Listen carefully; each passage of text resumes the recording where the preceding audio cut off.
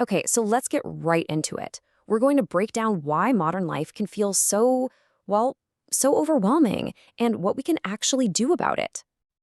You know that feeling, right? That little twitch in your hand, that itch in your brain to just pull out your phone, even if you literally just put it away? It feels like a simple modern habit, but it's really a clue to a much, much deeper story about our ancient brains trying to survive in a world they were never built for. I mean, just think about it. Not that long ago, if you wanted to talk to someone, it was an event. You had to find a phone booth, dig for change, hope they were home. Now, communication isn't an event. It's a constant, never-ending stream of information that flows right into our pockets, buzzing and begging for our attention 24/7.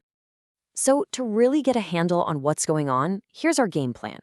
First, we'll look at this modern mental overload. Then, we're going to dive deep into our brain's ancient programming. After that, we'll figure out how to decode what we're actually feeling.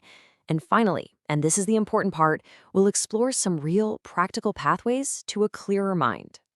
All right, first up, let's talk about the world around us. This modern environment is putting a kind of strain on our minds that's, well, completely new to human history. We are living in a world of nonstop stimulation. You've got the information fire hose, just a relentless blast of news, updates, and messages. Then you've got the constant lure of what some experts call easy dopamine. Those quick, flashy videos and images that give our brain a tiny little pleasure hit without us having to do any work. And for a lot of us, there's the unique pressure of living in a crowded city. It all adds up to this massive cognitive burden. And that city effect is really fascinating. To handle the thousands of faces you might see on a single commute, our brains have to adapt. We develop this sort of shield. We walk through crowds with glassy eyes, not really connecting. One expert actually calls this a kind of protective autism.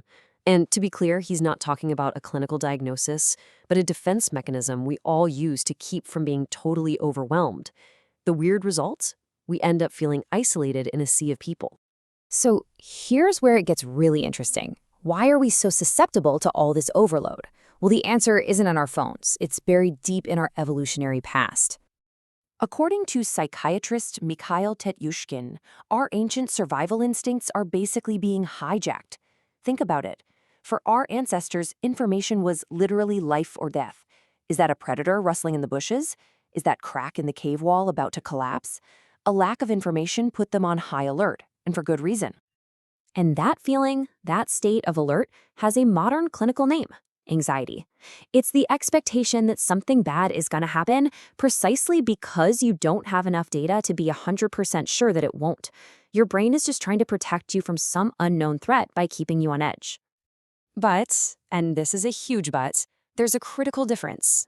Back then, healthy alertness was a survival advantage. It helped our ancestors deal with real threats, and it motivated them to act. Clinical anxiety today, though, is a painful, pathological state. It gets triggered constantly by all the uncertainty of modern life. And instead of motivating us, it often just paralyzes and distresses us. So how can we tell the difference between just normal, everyday stress and an actual clinical condition? Let's break down how we even understand mental health today, because trust me, the landscape is changing fast. For about the last 40 years, something has been building.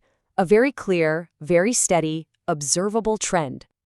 And here it is. Over those 4 decades, we've seen this constant, dramatic rise in diagnoses of what are called non-psychotic emotional disorders. We're talking about things like depression, anxiety, and panic disorders. This isn't just because we got better at spotting it. Something fundamental has really shifted in our society. Now, to understand this rise, it helps to know how psychiatrists kind of group these conditions. Super broadly, there are 3 clusters. First, you have psychoses, where someone really loses touch with reality. Second, borderline disorders, which are about deeply ingrained personality traits. But it's this third cluster that's growing: minor psychiatry, or neuroses. This is where depression and anxiety live. The person is completely rational, but they're in a state of intense internal suffering. Someone with one of these conditions, they definitely feel that something is wrong. I mean, they feel awful, but they might not think of it as a medical problem. So, why is it so tough to see it for what it is? Well, unlike a cough or a fever, the symptoms are sneaky. They can be easily misinterpreted. Low energy, no motivation, you can't concentrate. It's so easy to just label that as being lazy or having a personal flaw. The thought process isn't, oh, I have a treatable illness. It's more often this vague, nagging feeling that something is just wrong with me lately. And that brings us to the most important point.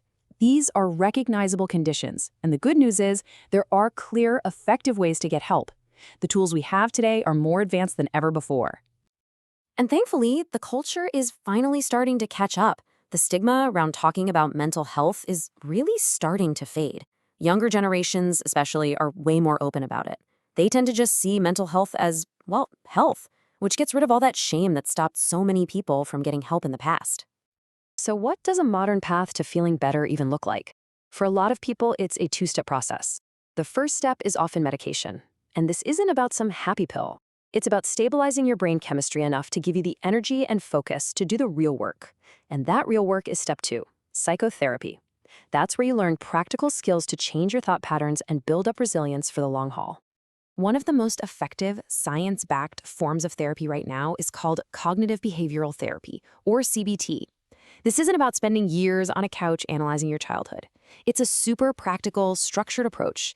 It helps you pinpoint the faulty thought patterns and automatic reactions that are fueling your anxiety, and then it gives you the tools to systematically change them.